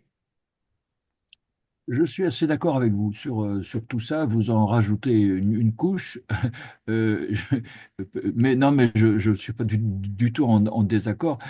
Simplement, je voudrais compléter un tout petit peu même ce que vous dites. Euh, c'est que vous parlez des agences et vous avez des suggestions à faire pour faire des économies. Euh, il faut bien comprendre on a troqué, à partir du début des années 2000, on a troqué les, les, les administrations déconcentrées historiques, les DAS et les DRAS, hein. On a supprimé tout ça sous Sarkozy et on a remplacé ça par des agences qui elles-mêmes constituent un marché et en concurrence les unes avec les autres. La NESM a été absorbée par la HAS, par exemple. Hein. Ça veut dire que ça bouge aussi entre les agences. Les agences, ce n'est pas de l'administration solide, c'est l'administration conjoncturelle. C'est-à-dire on leur demande de faire le boulot de mise aux normes, de fabrication de normes, etc. etc. C'est un modèle anglo-saxon d'administration déconcentrée. C'est même plus une administration déconcentrée d'ailleurs, c'est une administration technique. Et puis le deuxième élément que je voulais ajouter, parce que vous parlez à juste titre du recul, enfin du découpage de l'action en micro morceaux qui deviennent évidemment ingérables. Derrière tout ça, il y a le recul de ce que j'appelle une doctrine. C'est-à-dire, parce que pour que ça tienne ensemble, tout ça, c'est vrai que c'est compliqué, mais pour que ça tienne ensemble, il faut il y ait quelque chose qui fasse tenir, c'est-à-dire qu'on sache où on va. Et or, il y a belle lurette qui a plus de doctrine. Il y a belle lurette qui a plus de doctrine. Euh, j'ai le souvenir quand même qu'au tout début des années 5, des années 80, euh, dans des années donc Mitterrand. Mitterrand et le Premier ministre alors, c'est Pierre Mauroy. Euh, il a été créé, ça n'a duré que 2 ans, un ministère d'État à la solidarité nationale. C'était la première et la dernière fois. Après ça, c'est Bérégovoy qui a pris le relais, on a reparlé à nouveau de ministère des Affaires sociales. Ça en dit long. Hein, hein. ça en dit long sur ce qui se passe. C'est-à-dire que quand on dit affaires sociales, on dit affaires sociales. Et on dit pas, on rappelle pas solidarité nationale. C'est ça que je voulais indiquer. Donc la question de la doctrine, il n'y a plus de doctrine. Regardez, prenez le problème de la protection des mineurs. Pour l'instant, il y a de la surenchère en permanence. Hein, et ça y est, on a encore complété l'affaire là avec le projet Attal, bon, etc. On n'arrête pas, on n'arrête pas. Alors, mais deuxièmement, pour gérer tout ça, cette espèce d'éclatement en morceaux, hein, de tout ça, pour gérer tout ça, il y a un nouvel élément qui est intervenu, c'est la numérisation. Mm. Hein. C'est la numérisation, c'est-à-dire c'est l'informatique. C'est les capacités de gestion souvent inutiles, mais qui sont imposées à tous les acteurs pour savoir ce qu'ils font, ce qu'on appelle l'efficience, ce qu'ils font avec l'argent qu'on leur donne. Ça, c'est une espèce d'obsession actuelle. C'est pas en faveur des économies, ça, forcément, c'est en faveur de l'efficacité et de l'efficience. L'efficacité étant par rapport au projet, et l'efficacité, c'est par rapport aux ressources. Hein. Et tout le monde et pour ça, on a des outils extraordinairement envahissants qui sont ben, les, les, les, les fichiers Excel et autres trucs de plus en plus sophistiqués à remplir. Et il y a des gens qui passent leur temps à faire ça. Hein. Et vous le savez très très bien. Et ça décourage évidemment les gens qui avaient une autre idée de leur métier au service d'autrui et des droits humains. Marion, peut-être? Marion Arnaud? Oui, bonjour, merci beaucoup de votre présentation. Moi, je voudrais revenir avec vous sur votre typologie parce que il me semble qu'il existe en fait un dispositif ou un type de politique sociale qui existe en France et qui consiste à faire du social sans accompagnement. Et je pense à la retraite. La retraite qui constitue historiquement en fait le premier risque social, hein, le risque vieillesse, avoir été reconnu dans les ordonnances de la sécurité sociale. Et sa spécificité, c'est qu'elle ne correspond pas à un accompagnement social. Enfin, il n'y a pas d'accompagnement spécifique à la retraite. Qu'on le voit au moment de l'affiliation aux caisses de retraite, hein, qui est invisibilisé puisqu'il est conditionné à l'entrée au statut dans l'emploi, que ce soit l'expérience de la cotisation, là aussi, qui est complètement invisibilisée au moment de la paye et dont l'expérience vécue varie fortement bah, selon si on est rattachés et protégés par le droit du travail, comme les salariés ou les fonctionnaires, ou alors les professions indépendantes là, qui sont protégées à minima dans cette expérience de la cotisation. Et dernier moment, l'expérience de la liquidation, où là encore, en fait, l'accompagnement social, il se fait à minima, surtout dans le contexte contemporain où on est sur des outils dématérialisés de ce type de procédure. Et il existe en fait assez peu d'associations qui proposent d'accompagner en fait les usagers qui voudraient contester les calculs qui ont été faits ou l'accès au droit au moment de la liquidation. Et d'ailleurs, moi qui ai travaillé sur les retraités modestes en milieu populaire et rural, j'ai pu voir de l'expérience de certains usagers qui avaient été traumatisés par des méthodes de recouvrement de cotisations initiées par des caisses de retraite dans un contexte où ces caisses de retraite ont été créées, réformées sans accès à l'information. Ces usagers qui sont tombés dans des phases de dépression et qui ont été vulnérabilisés d'un point de vue psychique de façon extrêmement violente, n'ont pas trouvé d'assistante sociale qui elle-même était déboussolée en fait pour les accompagner dans cette procédure. Et les caisses de retraite en elles-mêmes en fait ne proposent pas d'accompagnement justement là-dedans. Donc en fait, j'ai l'impression que en fait, il y a dans les ambivalences sociales de la retraite ambivalence au sens du social dans l'accompagnement tel que vous le présentez, ben, quelque chose qui ressemble au débordement gestionnaire que vous décrivez. Et d'ailleurs, en 1986, Anne-Marie Guimard qui revient sur l'évolution de la politique des retraites et de la vieillesse, elle parle bien d'un déclin du social pour montrer qu'en fait, l'État, en abandonnant l'idée de faire une véritable politique de la vieillesse et de revenir sur le critère de l'âge et en focalisant sur l'âge de départ en retraite, en fait, contribue à devenir un État gestionnaire de l'économie. Et donc, elle montre qu'il y a vraiment une césure qui se pose à ce moment-là. Et en fait, je voulais vous demander, vous, comment vous, enfin, dans votre modèle, comment vous pensez justement la spécificité de la retraite? Est-ce que pour vous, il y a un enjeu spécifique ou alors est-ce que... Voilà, merci beaucoup de votre réponse. Ben là, vous me posez une question un peu difficile. D'abord parce que je ne suis pas un spécialiste de la retraite. Anne-Marie Guillemard, je connais, j'ai lu, mais c'est pas mon domaine. Euh, Deuxièmement, je voudrais soutenir un peu tout ce que vous avez dit, parce que je ne suis pas en désaccord avec vos remarques. Simplement, pour que les caisses de retraite soutiennent un, une politique d'accompagnement, puisque c'est un peu ça que vous reprochez, et vous avez raison, il faudrait que ça fasse institution, tout ça. C'est là où, à mon avis, le terme d'institution est tout à fait important. C'est-à-dire qu'il faudrait que ça ait une visibilité sociale, que ça soit porté par une doctrine, qu'on sache pourquoi on fait ça. Hein. Euh, je vous rappelle que la situation de la retraite, enfin de la retraite vécue, hein, la situation des retraités, disons pas du principe de la retraite, mais des retraités, et notamment de l'avance en âge et de la dépendance, puisque ça fait partie aussi du sujet, enfin, ne serait-ce que par la coïncidence des périodes, euh, ça a longtemps fait l'objet, dans les années 70 en particulier, du côté des associations populaires qui militaient un peu sur ces sujets, il y en avait un certain nombre déjà, y compris d'anciens salariés devenus des retraités, ça faisait l'objet d'un projet de cinquième risque de sécurité sociale. Ça vous est connu, je suppose, ce genre de choses. Il n'a jamais été porté politiquement.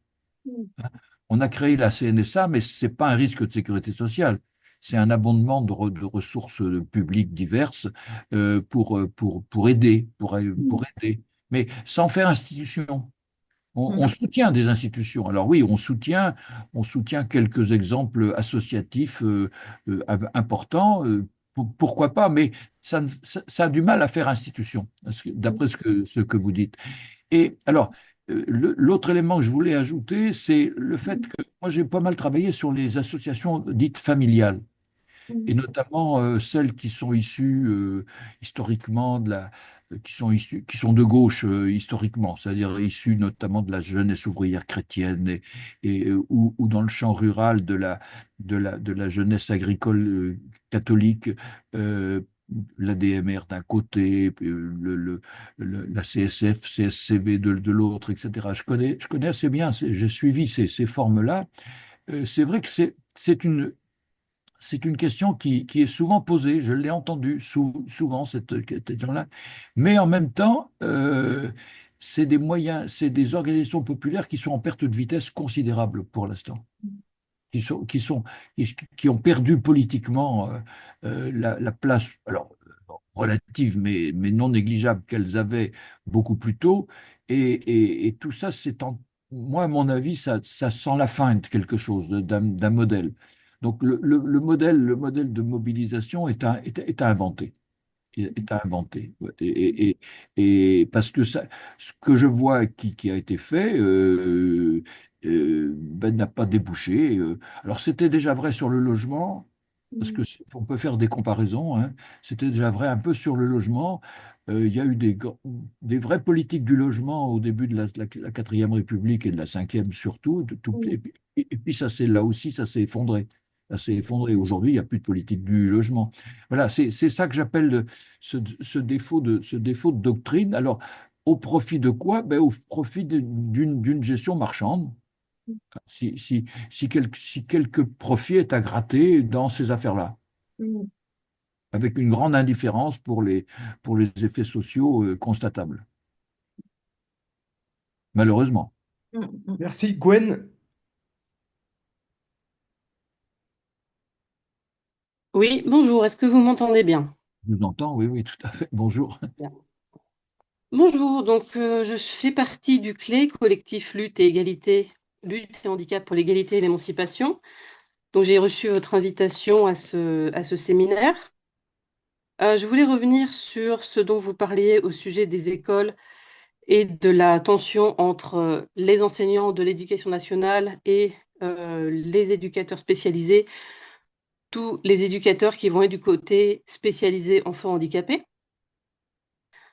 Pour vous, la désinstitutionnalisation totale des enfants handicapés, l'inclusion qui est recommandée par l'ONU, est un peu trop radicale. Nous sommes en France, donc si elle a été aussi radicale, c'est parce que la situation dans laquelle nous sommes est radicalement dans le mauvais sens. C'est-à-dire en France, par rapport à d'autres pays européens, les enfants handicapés sont beaucoup plus à risque d'être institutionnalisés tout au long de leur vie. Ça commence par les IME, ça continue avec les SAT et ça finit à l'EHPAD ou à l'hôpital. Après, au sens large, l'école publique est une institution, hein, on ne va pas se tromper là-dessus. Et je voulais donc rappeler quelques petits choix qui ont été faits par l'État. Quand le métier d'AESH, donc les accompagnants qui vont aider un enfant handicapé à l'école publique directement, les AESH, quand leur métier a été créé, ne pouvaient pas en faire un métier au long terme. C'était interdit, leur contrat était bloqué, il fallait accumuler un nombre limité de CDD. Tu ne pouvais pas en faire une carrière, tu ne pouvais pas devenir un spécialiste parce qu'au bout de 2 ou 3 ans, il fallait absolument changer de métier, c'était interdit. Et pourtant, des volontaires qui voulaient en faire un métier, qui étaient compétents, curieux, qui se formaient là-dessus, ça ne manquait pas. Mais c'est l'État qui les empêchait d'en faire leur métier. Donc cette limite sur les contrats de travail a sauté. Et finalement, on est encore au même point parce que certes, ils peuvent faire plusieurs contrats de travail d'affilée désormais, mais ils sont très mal payés, ils sont dans des conditions de travail très précaires. Et il arrive qu'au début d'année, ils ne soient même pas sûrs où ils vont travailler, avec qui, combien de temps, combien d'heures. Donc c'est intenable pour quelqu'un sur le long terme, à moins de ne pas dépendre de son revenu pour vivre, ce qui est relativement rare. Et quand on parle de l'institutionnalisation des enfants handicapés, il ne faut pas oublier que ce n'est pas l'institution qui s'adapte à l'enfant, c'est l'enfant qui s'adapte à la place qu'on veut bien lui donner. C'est-à-dire que si là où vous habitez, dans votre département, vous n'êtes pas dans une grande ville, ou vous êtes dans une ville qui est sous-dotée par rapport à d'autres, mettons que votre enfant soit sourd et qu'il n'ait pas d'autre handicap que la surdité, l'idéal pour lui serait une école avec des professeurs qui pratiquent la langue des signes, mais il n'y a pas de place. Il n'y a pas de place. Donc on essaye l'école primaire locale, il n'y a pas d'AESH. Il n'y a pas d'AESH. Zut alors. Donc l'enfant, il n'a pas toujours, il n'a pas la possibilité non plus de lire sur les lèvres toute la journée. Ça, c'est un mythe, hein. On ne peut pas décemment faire ça toute la journée, c'est pas tenable. Donc, bah, il finit à l'IME. Est-ce qu'il est à l'IME parce qu'il a besoin d'un IME? Non, il n'a pas besoin d'un IME. Il n'a pas besoin d'un IME. L'État a besoin qu'il ait besoin d'un IME. L'État définit de quoi tu as besoin en fonction de ce qui lui reste dans le fond du panier. Je voulais également revenir sur... c'est un sujet large, hein, depuis tout à l'heure, on est un petit peu en boucle sur la dénationalisation des agences. Justement, on a ce problème qui a été soulevé par le CLE avec les MDPH. Les MDPH, donc au niveau départemental, d'une MDPH à une autre, vous n'avez pas les mêmes droits. Si vous êtes dans l'Oise, si vous êtes ardéchois, si vous êtes parisien, si vous êtes dans les Yvelines, vous avez le même handicap que votre collègue qui est dans une autre ville que vous n'aurez pas la même réponse. Vous n'aurez pas les mêmes conclusions de la commission, de la MDPH. Pour un handicap similaire, une maladie similaire ou équivalente, des besoins similaires, vous aurez une réponse différente. Il n'y a pas de droit, il n'y a pas d'égalité au niveau national là-dessus. Ça dépend du département où vous vous trouvez et des politiques qu'ils ont décidé d'adopter ou pas. Peut-être, Et, oui. ça fait déjà peut-être coup, vous voulez rajouter un dernier élément ou on laisse la Oui, parce parole à qu'il Michel Souvière? faut poser une question. Donc j'en viens justement à la question. Tout à l'heure, je ne sais pas comment il s'appelle, le monsieur qui intervenait parlait de la difficulté à se nourrir. Est-ce qu'on a Oui. vraiment une difficulté à se nourrir avec les minima sociaux ou est-ce qu'on a une difficulté à se nourrir avec ce qui reste une fois qu'on a payé le foutu loyer? Parce que justement, vous disiez, la politique du logement s'est effondrée. Oui, ça fait longtemps qu'elle s'est effondrée. Qu'est-ce qu'on... Est-ce qu'il y a qui que ce soit au niveau de l'État, au niveau des institutions, au niveau de l'université, qui se pose la question, qu'est-ce qu'on a fait du droit au logement? Parce que c'est vraiment la base de tout, que tu sois handicapé, que tu sois pauvre, que tu sois mineur. Le droit au logement existe-t-il? Parce que mon point de vue, qui est le point de vue d'une militante, c'est que ça n'existe pas en France, le droit au logement. D'une part, parce que c'est extrêmement cher, même pour un loyer, c'est-à-dire qu'actuellement, les gens payent en loyer, déjà ont l'obligation de présenter un CDI, des salaires, des garants, des conditions, et payent un montant. On dirait qu'ils achètent l'appartement. Avec le montant, le prix que ça coûte et les garanties qu'ils doivent présenter, il y a 30 ans, avec ça, tu achetais. Aujourd'hui, tu loues. Donc, d'un côté, il faut déjà avoir de la chance pour se Gwen, loger. pour Et d'un laisser autre, tourner un peu la parole, on arrive à la question qui fâche, celle des retraites. Pourquoi les retraités étaient-ils solvables? Pourquoi les retraités ont-ils été considérés comme solvables? Parce qu'ils possédaient leur maison. Et cette maison, on peut la vendre. Pourquoi? Pour payer les actionnaires qui ont repris le marché de la vieillesse. Donc, est-ce que pour vous, il y a une institution, quelle qu'elle soit, qui va prendre le relais de la question du droit au logement pour tous et toutes? Ou est-ce qu'on continue de débattre sur le prix de la boîte de tomates, qui est très élevé, effectivement? Mais voilà, je ne vois pas vraiment de questionnement, je ne vois pas de séminaire, je ne vois pas de mouvement pour un droit au logement réel. allez, à toi, Michel. Oui, bah, vous dites beaucoup de choses. C'est un peu difficile de répondre à tout. Enfin, il faudrait tout reprendre mot par mot parce que les éléments que vous apportez sont souvent très importants. Mais voilà, j'ai envie de répondre sur deux ou trois. D'abord, je pense que le tableau que vous faites des AESH à dans l'éducation nationale est tout à fait pertinent, tout à fait juste.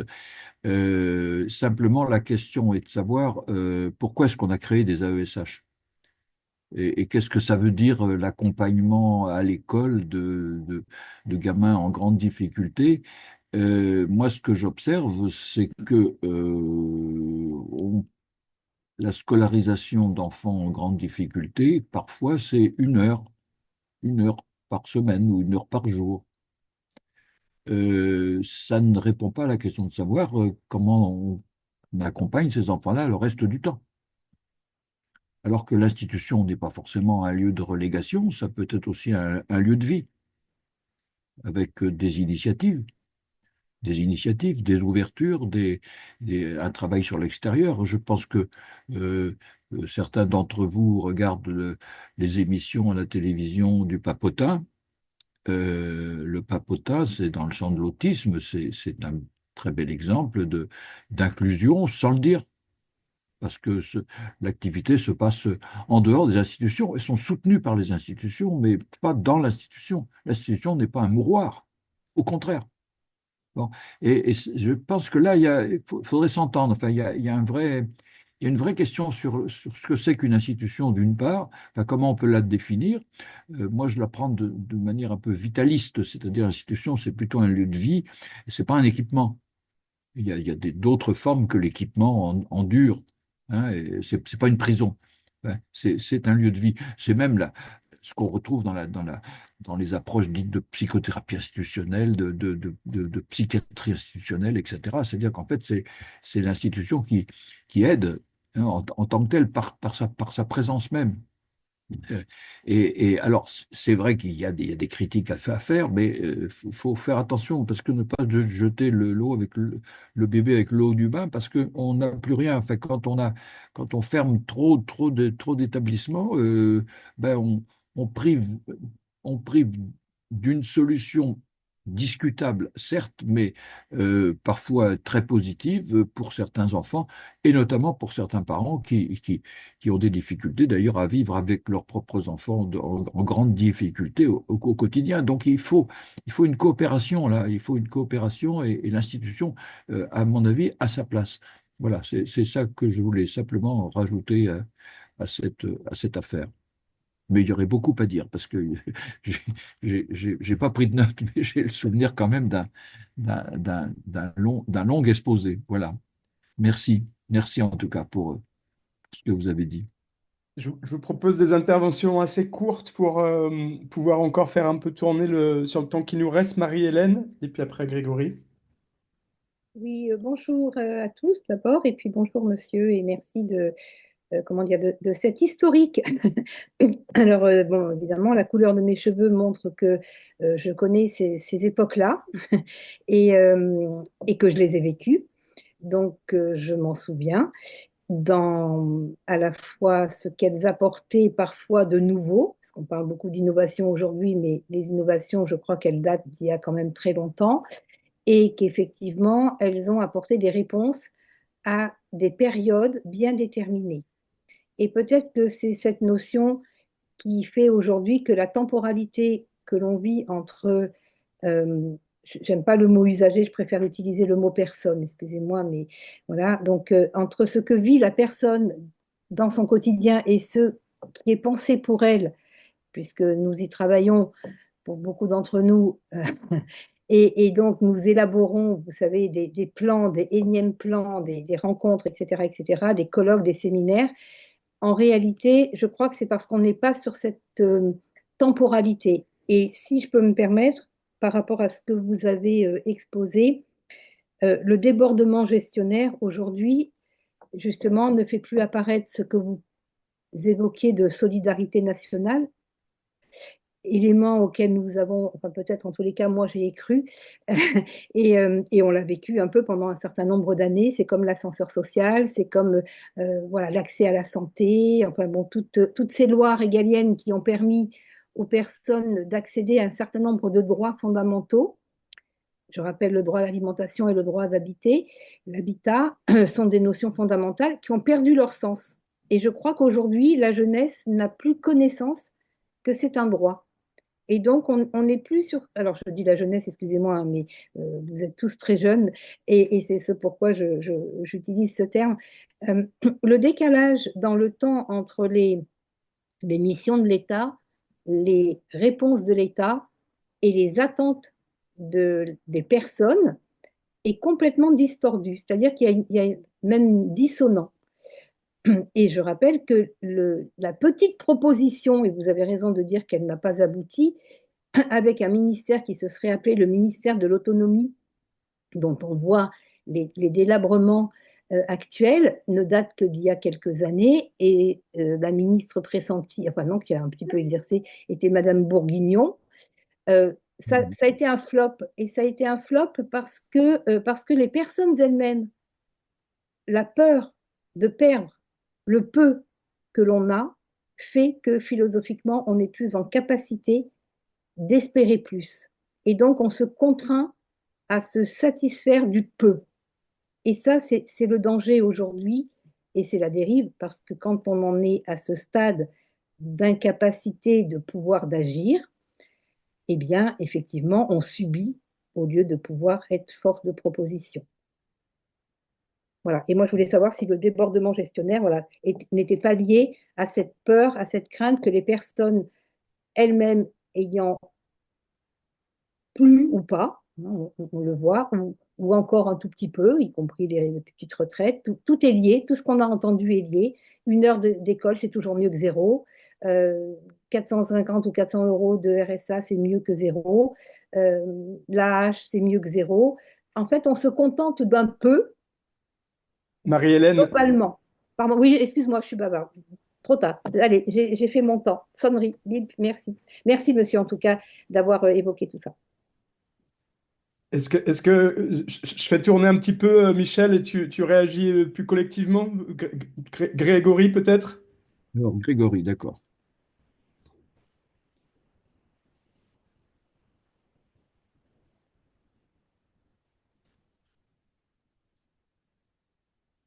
On vous entend pas, Grégory. Grégory Widmer.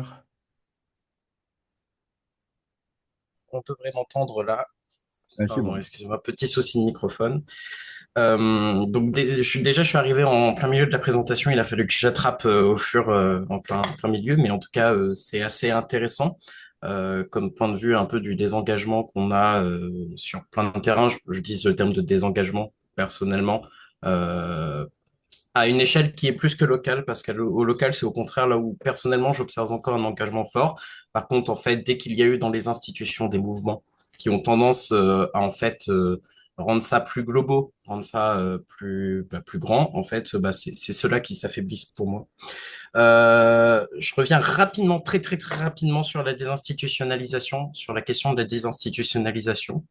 La complexité aujourd'hui, elle vient pas en fait du cap qui est celui de totalement désinstitutionnaliser, parce que ça, c'est un cap, c'est de la même manière qu'on peut avoir en tête d'atteindre l'excellence, c'est quelque chose que déjà on n'atteint jamais forcément, mais c'est une direction. Néanmoins, aujourd'hui, on observe énormément de freins en, en pratique, ce qui fait que pour une personne qui croit en la désinstitutionnalisation, aujourd'hui, je ne peux pas dire qu'on peut le faire et qu'on doit le faire notamment, et je fais le lien avec quelque chose que vous avez dit. Je suis administrateur de l'Association pour la recherche sur l'autisme et la prévention des inadaptations, qui regroupe des experts, et je vous attire j'attire votre attention en fait sur la psychothérapie institutionnelle, psychiatrie institutionnelle.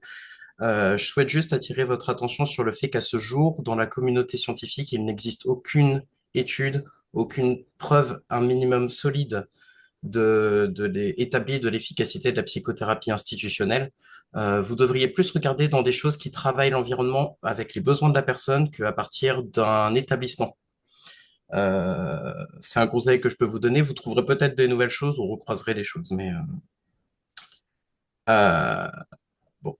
Ensuite, concernant la désinstitutionnalisation, pour revenir rapidement là-dessus, les freins, aujourd'hui, il y a un glissement, on observe un peu politiquement en tant que personne au Conseil national consultatif des personnes handicapées, un glissement, par exemple, de compétences au médico-social vers l'éducation nationale qui ont tendance à reproduire un peu les mêmes schémas de considération de la personne. C'est-à-dire que on considère toujours les personnes comme étant ce qu'elles sont à ce moment-là. Et c'est comme des personnes un peu en institution, enfin, qui sont en IME, etc. Et évidemment, sur tout ça, il y a les surcouches de problèmes administratifs qu'elle y évoquées par la personne de clé, donc les orientations à Google, les soucis d'errance. Mais c'est un cap à tenir qui est relativement démoralisant quand on est sur le terrain.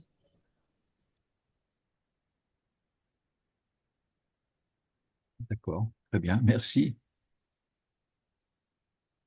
Paul, Oui.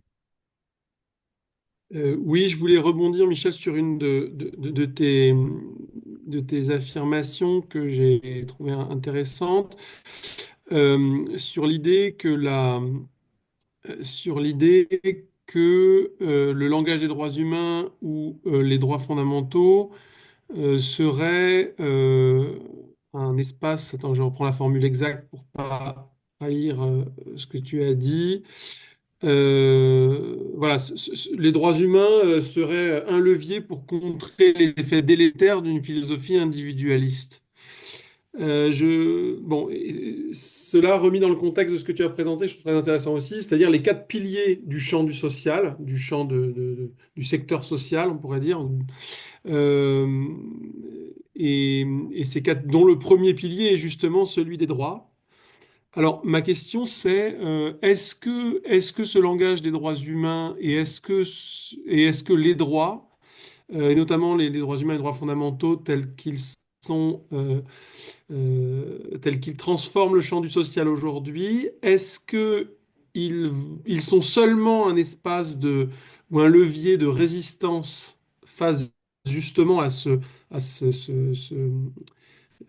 comment dire, ces attaques, on pourrait dire, ou en tout cas à cette menace et aux ces transformations délétères qu'induit le néolibéralisme, ou est-ce que il y a aussi, est-ce que les rapports sont plus contrastés et les effets sont plus contrastés? C'est-à-dire que est-ce qu'il n'y a pas aussi quelque chose de très individualiste dans ce langage des droits humains? Et est-ce qu'il n'y a pas aussi des espaces de convergence? L'exemple de la désinstitutionnalisation est intéressant, précisément parce que dans un certain, dans la revendication du respect des droits fondamentaux, il y a aussi des discours très en faveur de la désinstitutionnalisation qui en fait convergent d'une certaine manière aussi avec l'effet de désinstitutionnalisation et de suppression, en fait, diminution du nombre d'institutions d'accueil euh, encouragées par le néolibéralisme aussi. Donc voilà, je voulais, enfin, je m'exprime de manière un peu confuse là, mais je voulais avoir un peu ton ressenti quand même sur la place des droits fondamentaux ou droits humains, on pourrait, il y a plusieurs qualificatifs, la place des droits humains dans ce contexte levier de résistance ou quelque chose de plus contrasté en fait. Cheval de Voilà. Troie. Ou voilà, sans aller jusqu'à cheval de Troie, faut peut-être. Voilà, c'était ma question. Oui, alors je peux essayer de répondre un peu à tout le monde, mais ça va être un peu compliqué parce que il y a beaucoup, et la dernière intervention comprise, euh, je voudrais faire simplement remarquer, enfin, ça dépend du niveau d'analyse auquel on se place.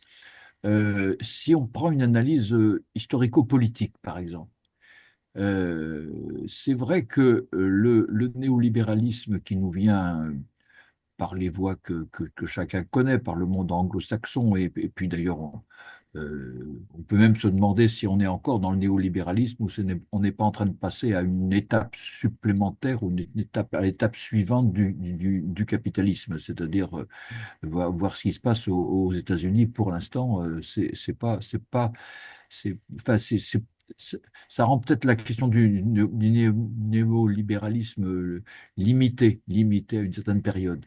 Mais toujours est-il que je pense que le néolibéralisme nous vient d'ailleurs, a été adopté pour des raisons multiples en interne par l'Europe, sous la forme de l'ordolibéralisme d'origine allemande, etc., etc. Mais la France connaît une période de, comment je veux dire, de traversée de ses habitudes idéologiques, politiques, démocratiques par ce courant. Et cette traversée laisse des traces. Je veux dire, on n'est pas 100% néolibéraux et on n'est pas pour autant 100% comment on peut dire, centralisateur et même euh, comment je veux dire oui, enfin centralisateur, disons, et soucieux de compenser les inégalités au fur et à mesure qu'elles sont dénoncées, etc. Cette espèce d'idée de solidarité nationale qui est étendue. Voilà. Et donc, on est dans un entre-deux, là. Il y a un télescopage entre ce qui serait la norme internationale pour tous, le marché, hein, et, et- et les intérêts économiques, et les freins qui peuvent exister dans un pays comme la France, qui n'y est pas soumise à 100%, mais qui fait avec quand même, qui fait avec et qui est traversée elle-même par des courants contradictoires. C'est-à-dire, il y a un courant très, très mercantile, assurément, et en même temps répressif d'ailleurs, et puis un courant qui demeure porteur de l'espoir d'une alternative. Bon, pas seulement à gauche, soyons clairs là-dessus, de mon point de vue. Alors, le social est complètement imprégné par ces courants qui qui le touche, mais qui lui échappe, sur lequel il n'a pas de contrôle en retour. Hein, dire qu'il subit les lois, et c'est les lois qui posent problème. C'est pas tant le social qui est dénoncé par la loi, mais ça va pour la désinstitutionnalisation. C'est, à mon avis, l'effet d'une orientation, j'allais dire, économique, d'une part, et d'une autre représentation très individualiste, effectivement, et ce point de vue-là, je le partage, très individualiste de ce que c'est que d'être aujourd'hui un homme ou une femme debout. Hein, debout. On n'a même plus d'ailleurs référence aux citoyens. Je remarque qu'il n'y a plus de citoyens dans cette affaire-là. C'est pour ça dire que j'ai commencé mon propos en rappelant que les droits de l'homme et du citoyen étaient. Et il y avait une béquille secondaire, là, enfin une béquille, il y a une norme en même temps secondaire qui était la citoyenneté. C'est un argument qui ne vaut plus rien. Il est vidé, il est vidé de son sens. Et donc les mobilisations sont faibles de ce point de vue-là et elles butent un peu sur une incapacité à changer quoi que ce soit à l'ordre historique qui est en train de se développer sous nos yeux sans qu'on le maîtrise. Et le social est un bon lieu d'observation de ces choses. Alors, moi, je ne prends pas parti sur la question individualisme ou pas, parce que la citoyenneté est un peu individualiste à certains égards, puisqu'on vote on vote individuellement. Mais en même temps, il y a cette catégorie qui renvoie au vivre ensemble, quoi, au vivre ensemble et à la possibilité même de se vivre ensemble. Alors voilà, c'est ça que je voulais simplement dire. C'est peut-être un peu général, euh, mais il faut attaquer toutes les, tous les aspects les plus visibles de ce qui se passe là, de ce qui se passe, hein. Décentralisation ou recentralisation, création de nouveaux emplois, les AESH, tout ce qui a été dit sur les AESH, je le trouve tout à fait pertinent. Mais on fait quoi? On fait quoi? Comment sortir de ce guêpier? Parce que je crois que c'est quand même un problème que la création de ce type de population, en fait, de faux salariat, parce que ça a été bien décrit, de la question de la limite des institutions. C'est vrai que quand on a commencé à inventer les contrats pluriannuels d'objectifs et de moyens, c'était le début de la désinstitutionnalisation. Euh, il était dit en haut lieu, je l'ai entendu souvent, qu'on a en France 36 000 associations qui gèrent pour le compte de l'État, qui gèrent donc des quasi-services publics, et qu'il faudrait réduire leur nombre à 6 000 ou 7 000. On est en train de le faire. Parce que par des fusions-absorptions obligatoires, on désinstitutionnalise, on tue les petits pour qu'ils rejoignent les gros. Hein. Et les gros se rapprochent bien davantage de la notion d'entreprise sociale, valorisée par la loi Hamon de 84 ou 86, je n'ai pas retenu. Voilà. Donc, c'est tout ça qu'il faut essayer de tenir à la fois et c'est très compliqué, très compliqué. Alors, je note aussi que quelqu'un a soulevé l'échec de l'hypothèse Bourguignon. C'est intéressant parce que c'est pas une personne inintéressante et c'était dans une conjoncture assez porteuse. Eh ben ça n'a pas fonctionné. Pourquoi ça n'a pas fonctionné? Pourquoi ça n'a pas fonctionné?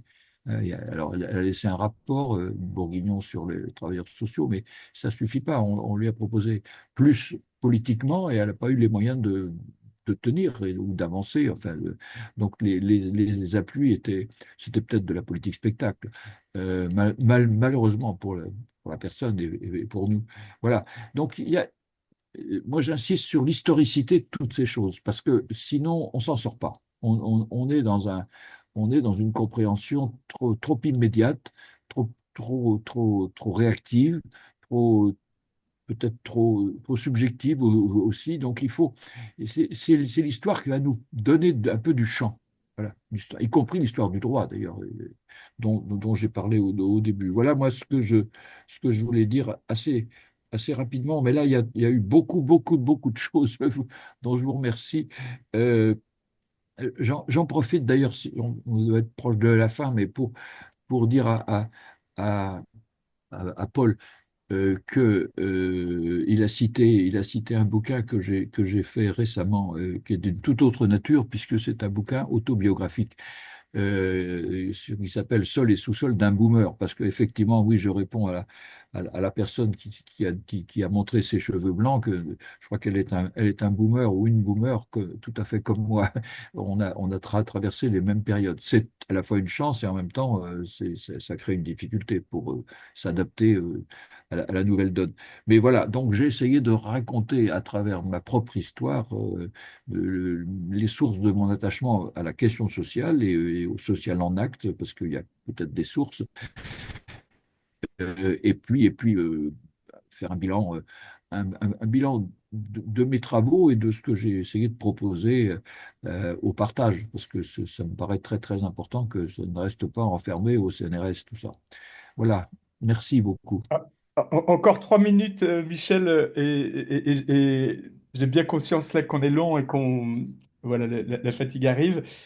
Florian, je vais te relaisser la main, mais vraiment pour 5 secondes, moi dire que l'opposition que tu as faite tout à l'heure entre les personnes RSA, les personnes en situation de handicap, les personnes migrantes, la mise en concurrence, la mise en rivalité, je dirais peut-être que il y a là une schématisation qui heurte un peu, dans le sens où précisément l'enjeu des droits humains, l'enjeu de penser une universalisation, c'est peut-être d'éviter ces mises en opposition voilà, qui créent des formes toujours d'autres exclusions, quelque chose comme ça, hein. Je te passe la parole. Moi, j'aurais aimé, mais Michel, on aura l'occasion d'en rediscuter de manière directe, mais dire un mot sur 2003, les services réduits au marché. Est-ce que ça, c'est la fin d'un idéal solidariste ou, disons, comment est-ce qu'il faut sortir voilà, de ce cadre européen imposé dont 2003 est la conséquence dans le monde du social, dans le monde est-ce que, voilà, est-ce que tu as l'impression que là, il y a quelque chose contre lequel il faut réarmer un discours pour, euh, pour penser justement l'idéal proposé par la CIDPH, de dire les services, l'accompagnement, il faut le repenser pour comprendre que les protections envers les personnes en situation de handicap ont été trop systématiquement abusives. Il faut penser à un accompagnement, des supports euh, qui, euh, euh, qui s'inscrivent voilà, je sais pas, des théorisations, une doctrine un peu nouvelle. Est-ce que là, il y a pour toi un point, un point nodal, cette directive de 2003? Ben, je le crois, tout en déplorant qu'on la cite et qu'on la commente très peu et trop peu. C'est-à-dire qu'elle travaille dans le silence. Dans le silence. Et elle a des effets, c'est un peu le type d'effet dont je parlais tout à l'heure, c'est-à-dire la façon dont le néolibéralisme traverse finalement les couches constitutives de notre modèle républicain centralisé et autres qualités et défauts. Euh, Là, voilà quelque chose qui est d'origine européenne, qui fait suite d'ailleurs à la première directive de M. Bolkestein quelques années avant, qui était ultra-libérale, et donc qui est une directive un peu moins ultra-libérale, en ce sens où je n'ai pas tout dit, mais elle, elle, elle situe quand même la force de cette affirmation a quand même un, un ou deux freins qui sont prévus dans le texte lui-même, à savoir, c'est une formule assez classique dans les documents européens, c'est sauf exception. Sauf exception. Hein, c'est-à-dire que tout ça c'est du marché, sauf exception. Alors, qu'est-ce qui fait exception? Ben, c'est ce qui fait, par exemple, ce qui fait exception pour l'instant, c'est le statut des affaires de justice. Parce que la justice n'est pas un marché comme elle l'est dans certains pays d'ailleurs. hein.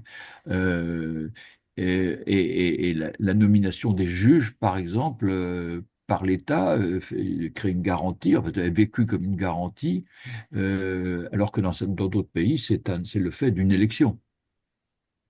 Donc ça a l'air plus démocratique en apparence. En réalité, c'est poreux, beaucoup plus poreux. Et donc, on a un statut de la justice qui est différent. Euh, ce que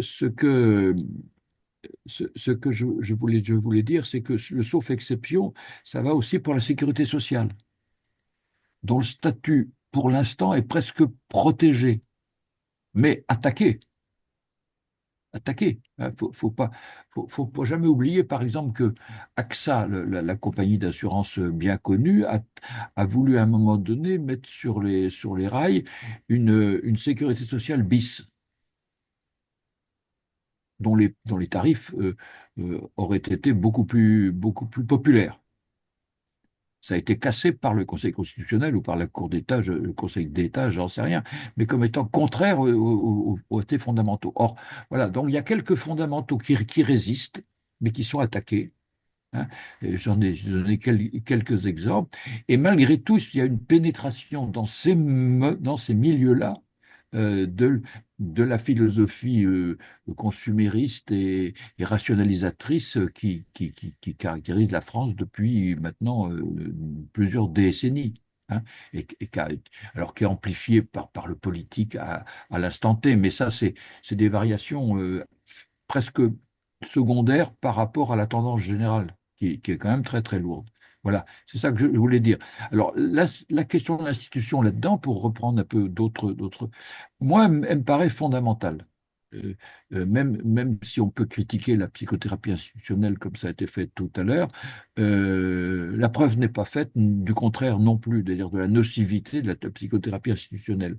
C'est une affaire, c'est un débat, ça, c'est un débat et il y a des prises de position, à mon avis, un peu dogmatiques, hein, au lieu d'ouvrir le débat et de considérer qu'il n'y a pas que l'épistémologie euh, euh,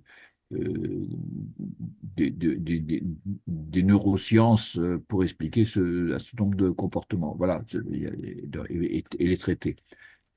Voilà ce que je pouvais dire. C'est vrai que je commence à fatiguer, mais c'est pas très grave. L'essentiel, c'est que je puisse répondre à la plupart des questions. Euh, euh, une dernière remarque, c'est vrai que avec les droits humains universels, on peut s'illusionner sur l'universalité, c'est-à-dire en faire et le réel est complètement contradictoire avec cette illusion, enfin ce monde enchanté de l'universalité. Euh, alors, c'est vrai qu'on est français et que on a toujours eu une prétention à l'universalité, hein, un modèle universaliste, hein.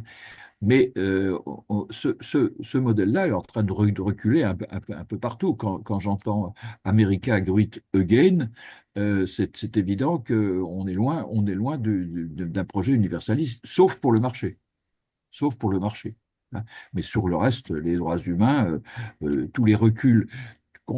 C'est dangereux ce qui se passe actuellement, pas parce que c'est très, mais parce que ça révèle une partie de l'évolution de nos sociétés qui est complètement contraire avec ce qu'on défend.